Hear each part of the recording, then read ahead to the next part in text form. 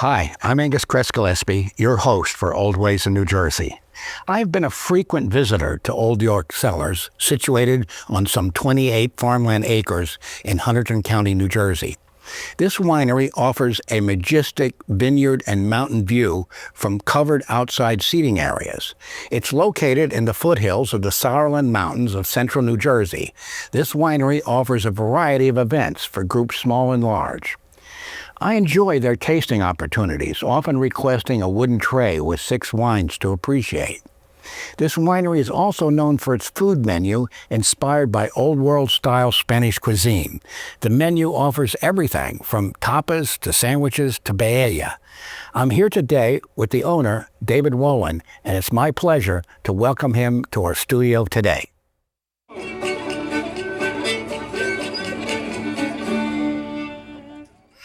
David, tell us about your undergraduate experience back at Tufts University in the 1980s. That was seemed like a long time ago, but I had a great time. As a political science major. I spent a semester in D.C., but Tufts was a wonderful place to go. Right outside of Boston, you can enjoy Boston, but you also had a bit of the suburbs. Great school. It was a smaller school, but you had all the students. Yeah, you had so many students in the Boston area, which is great to be at a school around there. And then tell us a little bit about your experience with the Harvard Law School. Okay, a little more intense, but I had a really good 3 years at the school. I was on the moot court final competition, and it was just a great experience. You know, met a lot of people who have gone on to do wonderful things. Cabinet secretaries, governors, mayors of major cities were in my class. Now, a lot of judges, of course. So it was an interesting place to go to school, and so it turned out to be a great experience for me. And then tell us a little bit about your later career as a real estate lawyer in New York. Yes, I sort of did something I never would have expected to do. Yeah. And while I was in the latter part, I was in the real estate department, I was actually very, very specialized as a commercial mortgage-backed securities lawyer. So I didn't actually do the real estate, but we would package up big real estate projects into securities. And we did things with the World Trade Center, or the new World Trade Center towers that are out there. One of my later deals, we did big hotels. It was an interesting and a turn from what I thought I would ever do. And you had, as far as I know, no agricultural background. What led you to buy a vineyard in New Jersey? Sometimes I think it was stupidity, but actually I traveled a lot during my career, and I traveled all around the world. And I went to a number of wine regions around the world, including a couple in Australia, Argentina, Spain, of course, Napa, Sonoma, a couple others. And at one point, about 20 years ago or so, I said, it would be great to live on a vineyard. And I enjoyed wine. I traveled all these wine regions, and I decided what to do that, but it was a little too far to commute to Mendoza, Argentina. So I started looking around and found a great spot in New Jersey to start a winery. And that was back in 2008, I guess. I bought the property in 2008, and there was a winery that was on the property when I bought it, but they had gone out of business before I actually bought it. And it was one of the earliest wineries in New Jersey, since New Jersey passed its new winery laws after Prohibition. Yeah. So basically the winery closed. So I didn't buy an existing winery. I got a vineyard, a house, buildings, and we then took about 2 years to open up Old York Cellars. And then you eventually left your full-time job in New York to be at the vineyard. Was it about 2013, something like that? Yeah, actually 2016 is when I left. For 6 years I was running this wine. I really wasn't wine. I was running it somewhat as an absentee owner. I hired our winemaker, Scott Garris. I hired a team to run the wine. He was actually the vineyard manager. The manager of the winery went out of business, so we had some continuity. And I didn't see this as a sort of a full-time business back then. And then when it came to, about 4 or 5 years later, I said, well, I have to make a decision.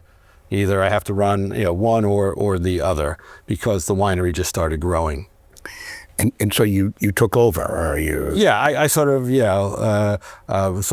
started doing it full time toward the end of 2016, and we really expanded.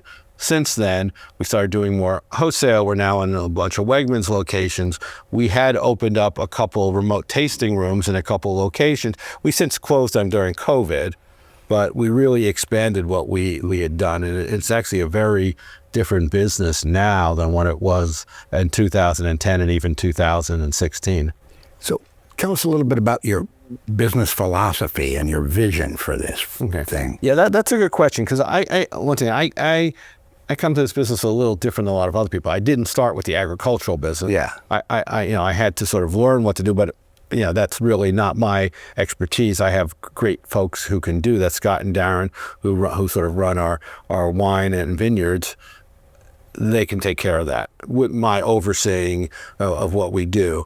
But my goal from day one was to sort of take the wine from its sort of pretentiousness, that not this wine in particular, but try to bring the wine closer to the people, and also expand what the winery is. And so it's really, we look at it as not just a winery, but a way to bring the community in through music and food, and show people how they can actually enjoy wine, not just drinking wine. So in a way, that's your strategy, is to reach out to the people and make it accessible. That's exactly right. We've been doing that since day one, pretty much. And we're really now even trying to reach a new generation of wine drinkers, and we really want to bring an experience to them. And so we've really broadened how we sell our wines, who we're selling our wines to, and how we use our wines. For me, one of the evidences of accessibility are those wooden 6-drink trays for the tasting. It's very straightforward. Right. Yeah. Well, that was an innovation that we started during COVID. For a year, we could not do face-to-face tastings. You had to have a distance. So we started with the trays. So we bring you the 6 wines. The guests can choose, do you want dry whites, dry reds, mixed wine, premium wines, sweet wines. We have all these different categories, and we let people taste it on their own. There's little explanations that come with it. And, in the digital age, if you really want, you can actually click on a QR code and get explanations online. We also do, since COVID, we now do guided tastings too. Yeah. But the guests get options of what to do. How do you measure business success beyond just profit? I actually wish we had a profit. I measure business success in basically the reaction of the guests. And are we, everybody, are they pleased with what we're doing? Do they enjoy the wine? Do they enjoy the experience? And so I measure that. That's one way. I also measure through the innovation of what we do. We have a lot of different things that we do, which I think are very innovative in the market, through, once again, somewhat with the self-guided tastings, which people now do. We also have wine and food pairings. So we'll do everything from a wine and cheese pairing all the way up to a 14-course chef's omakase pairing. Wow. Yeah. And what would you say are your core values, and how do you integrate those into your business? I think it really just goes back to a more of a sort of an egalitarian method, and that's always been since day one of how I run this business. Like, I am not a wine snob. I do enjoy particularly red wines, but if someone comes and they're a sweet wine drinker, we have something for them. If they're a white wine drinker, we don't want anyone to come into our winery and be intimidated. And and the folks that come in say, I don't know much about wine. We said, welcome, come on in, right? Let us, give us an idea of what you like. We try to narrow it down. Say, we think you'll like this. Yeah. And once again, if they're a sweet wine drinker, they don't need to be intimidated to come to Old York Cellars. We'll give them, what they want. And sometimes we'll say, oh, you're a sweet wine drinker. Let me give you this semi-sweet or off-dry wine. See if you like that. See if we can expand their palates a little bit. Some yes, some no. But we welcome everybody and not make it an intimidating experience. I know once I used to travel a lot into Napa, and sometimes you go to Napa, I'm intimidated, and I own a winery. Sometimes I'm intimidated going to a winery and try. I'm not talking terroir and grapes. I just want to enjoy the wines. Yeah.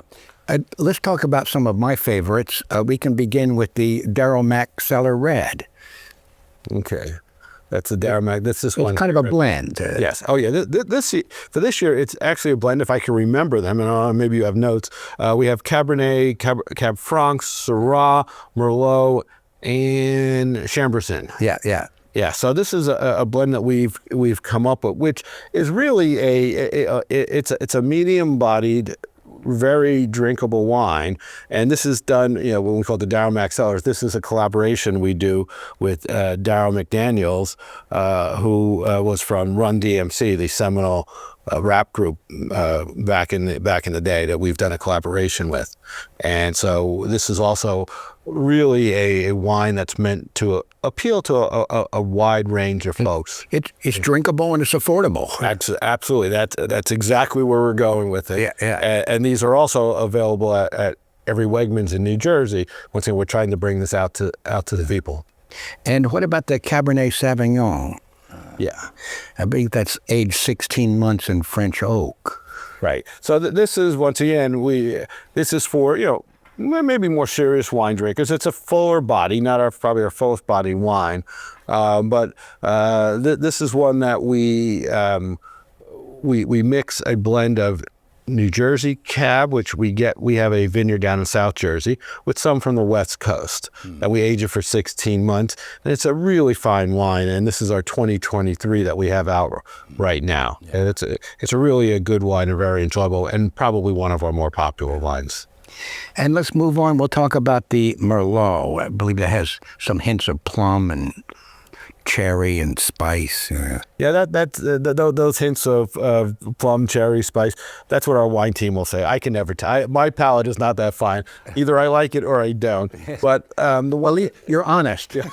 I'll tell everyone right away, because sometimes I was doing some tastings this weekend, and actually it may have been on this particular wine, and the woman said, "Oh, I don't like plum." I'm like, well, let's take a step back. You should try it.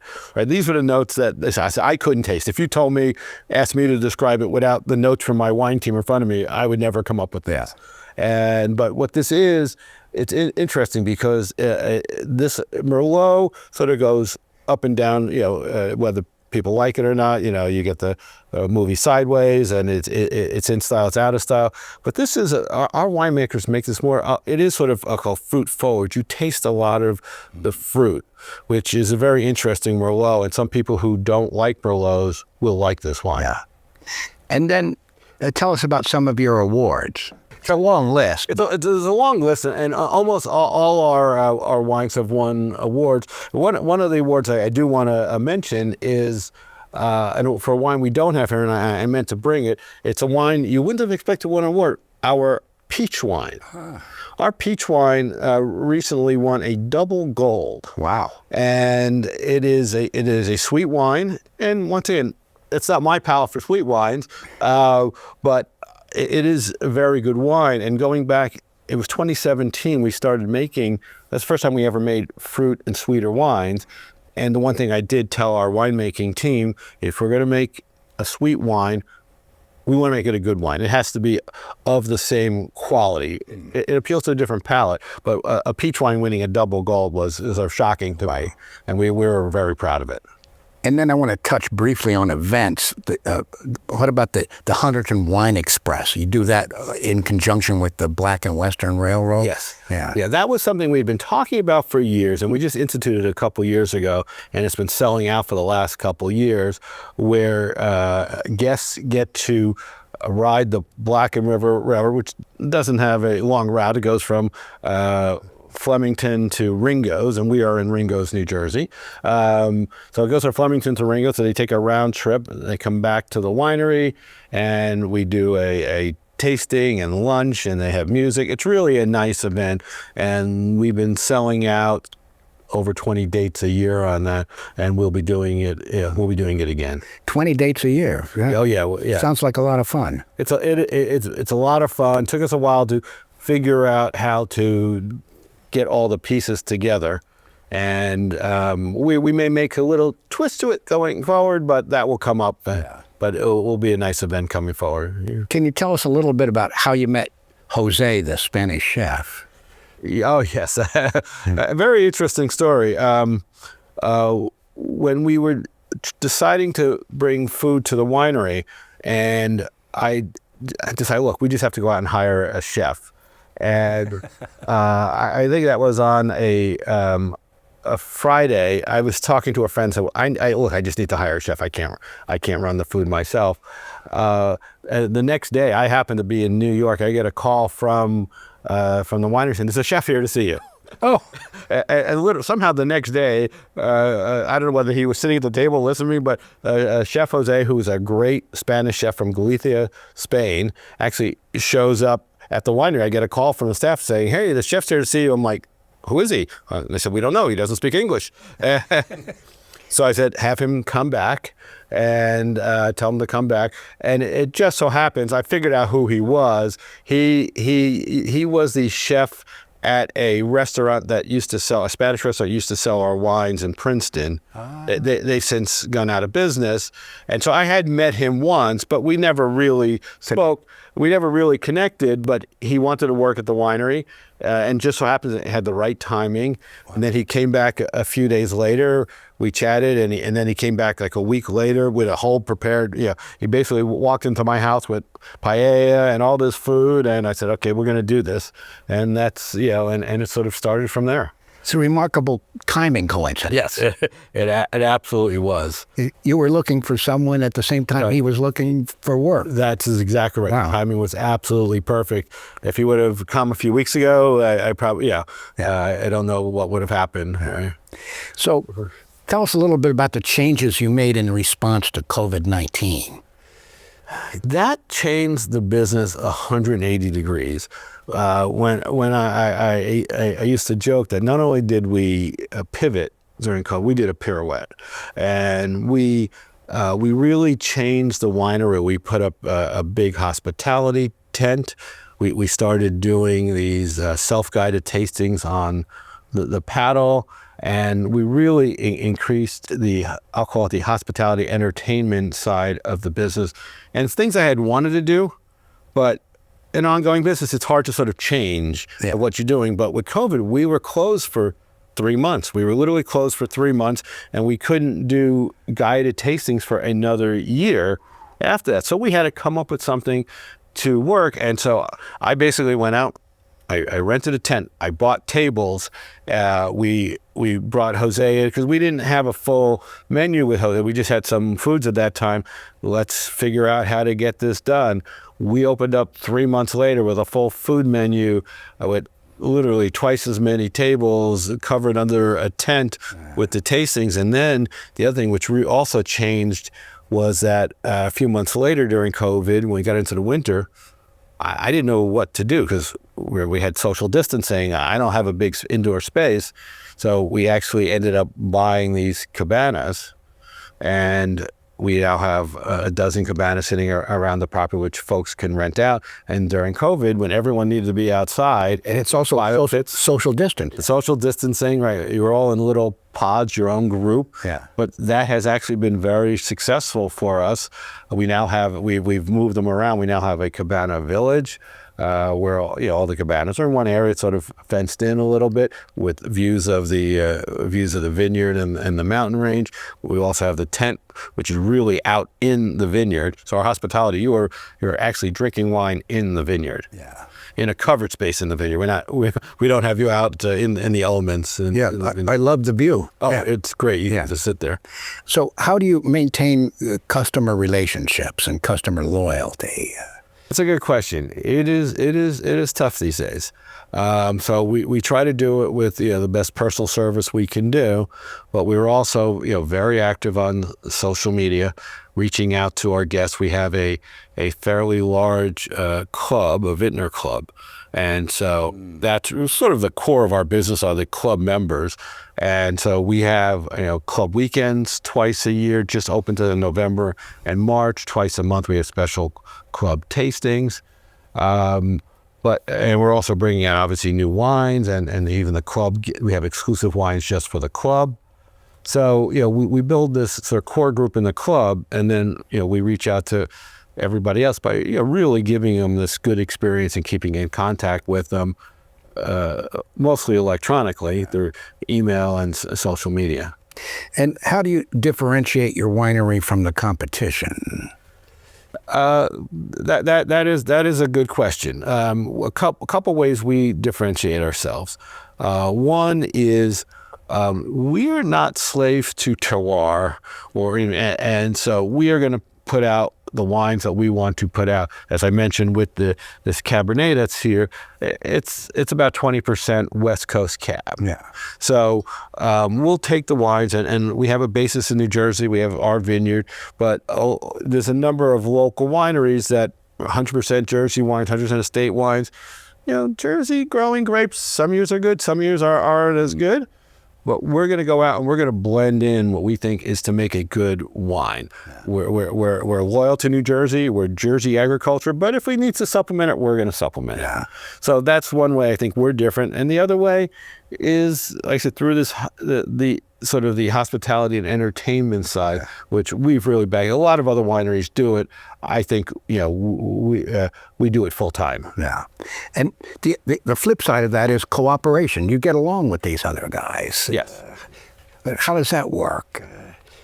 Well, as I say, sometimes organizing wineries is like herding cats, and but we do talk. I was the past chair of the Garden State Wine Growers Association, and there are a cadre of wineries that we work with closely. So we work together.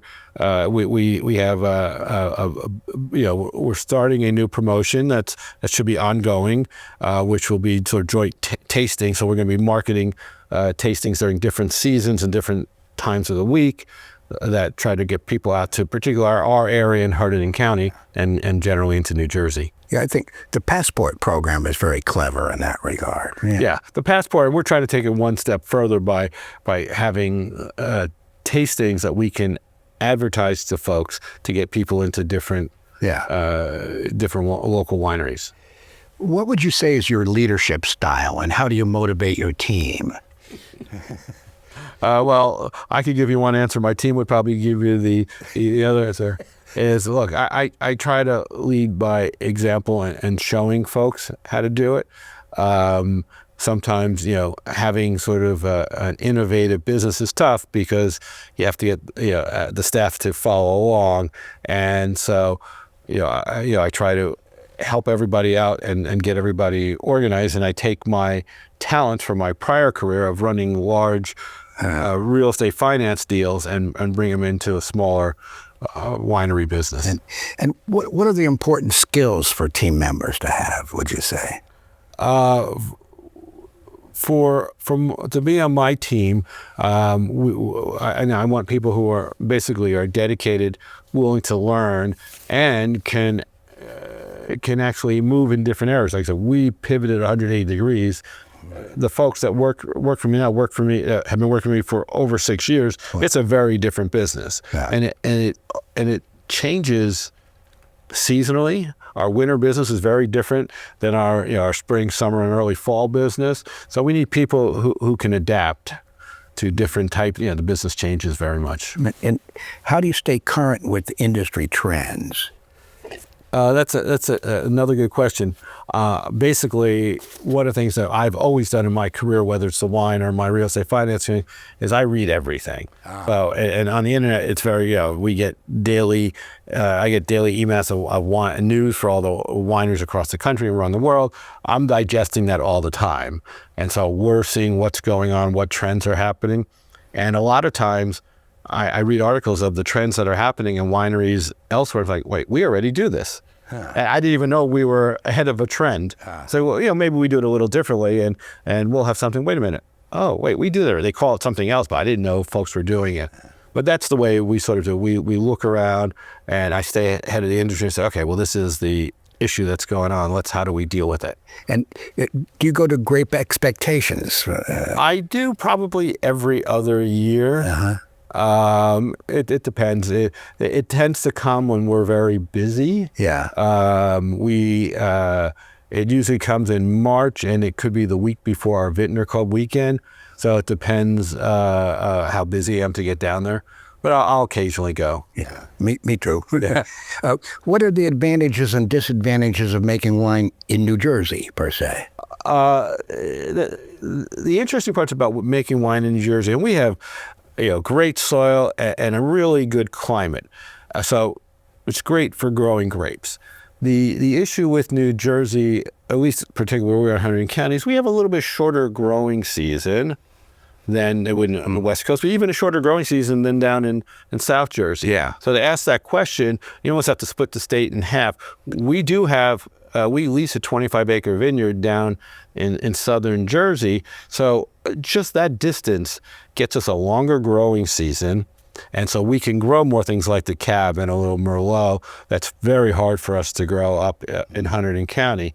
So the benefits are we have the soil. Sometimes there's too much rain. This year is actually pretty good. Yeah, we haven't had much rain in the last 2 months. The early part of the year had rain. So we had actually a pretty good season this year. But the best part about growing grapes, and it's not so much growing grapes in New Jersey and selling wine in New Jersey, is we're sort of halfway between New York and Philadelphia. We don't have to import people by plane and tours as other places. They could take a car. You know, there's 30 million people within, you know, a 90-minute drive of us. And many of them are college educated and appreciate the wines. Appreciate the wines, but we reach out to everybody. Yeah, we reach out to all folks that are coming out to see us these days. And what are your thoughts on the future of winemaking in New Jersey? Okay, is this like a mini series, or can we go on for days and days? I am optimistic that the New Jersey wine industry will get the recognition that it deserves. We're making very good wines in New Jersey at Old York Cellars and other places. We need to organize ourselves a little bit better and get the word out to folks, you know, in New York, New Jersey, Pennsylvania area, and you know, we can grow the business out instead of, you know, trying to, you know, we don't want to like try to out Napa or say, you know, or try to say we're better than France. Let's just get the folks to know there's good wines within a short drive of yourself. So, David, I want to thank you for coming out here to East Brunswick and sharing your knowledge with us about Old York Cellars. It's been very interesting. Thank you. Thank you very much for having me. Great to be here.